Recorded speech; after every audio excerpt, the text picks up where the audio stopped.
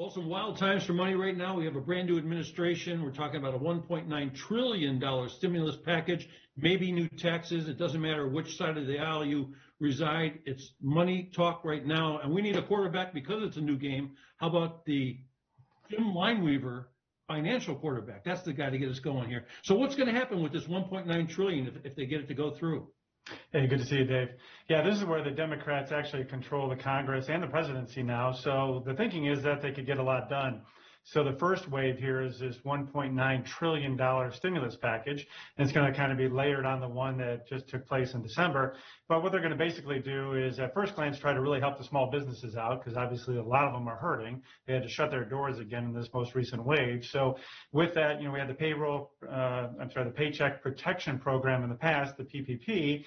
But this bill is also going to take that and initiate another $15 billion to create a new grant program in a similar kind of fashion as the old one, just with some different requirements.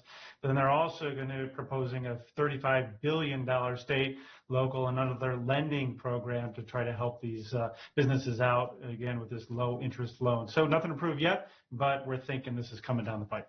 Yeah, so you got to make plans anyway. You got to be ready for what happens. And I hear you talking a lot about the small businesses. What about individuals? Who's going to take care of that? Yeah, they're going to get a nice boost, even more than what they got just at the end of last year. So individual taxpayers should go up to $1,400 with another stimulus check. And then if you're married filing jointly, it could be as high as $2,800. So this is in addition to the $600 that they just received in this past December. And, they had always been kicking around this idea of getting to close to about $2,000 per person, and that's what they're really getting towards. But, there's also some classes that had been excluded in the past, such as adult dependents. So we think they're going to get a stimulus in this most recent round as well. So many things to talk about in such a short a time. I mean, we still haven't talked about federal unemployment. There'll be some changes there, perhaps, right? There is, yeah. So a couple of enhancements here. So the unemployment's going to go from $300 to $400 per week.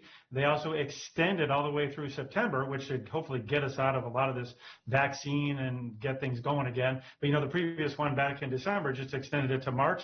So this is pushing it all the way to September of this year, which should really help. And then they're also looking at taking the minimum wage up to $15 an hour. So, but that could, kind of crimp some of the small businesses, but hopefully the stimulus and getting people back to work and the economy growing will offset that increase in the $15 wage hike. Then there's that big word, that big subject. Everyone talked about this before, during, after the election, taxes. I was worried about what taxes are going to do. How does one prepare for that?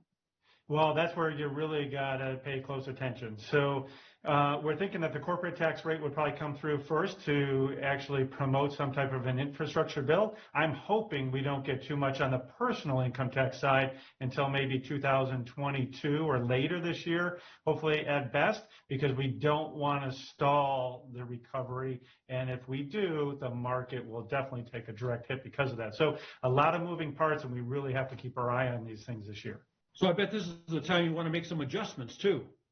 It really is. As a matter of fact, just within the last couple of weeks, we adjusted our clients' portfolios to not only lock in some gains from the prior year because it was a great year, but also to get it adjusted and tactically tilt to some sectors that we think will be the best benefit for 2021. So I would encourage all investors out there to look at their portfolio and make sure if their advisor isn't staying on top of this, to make sure they go see somebody that will and really get them situated correctly for 2021.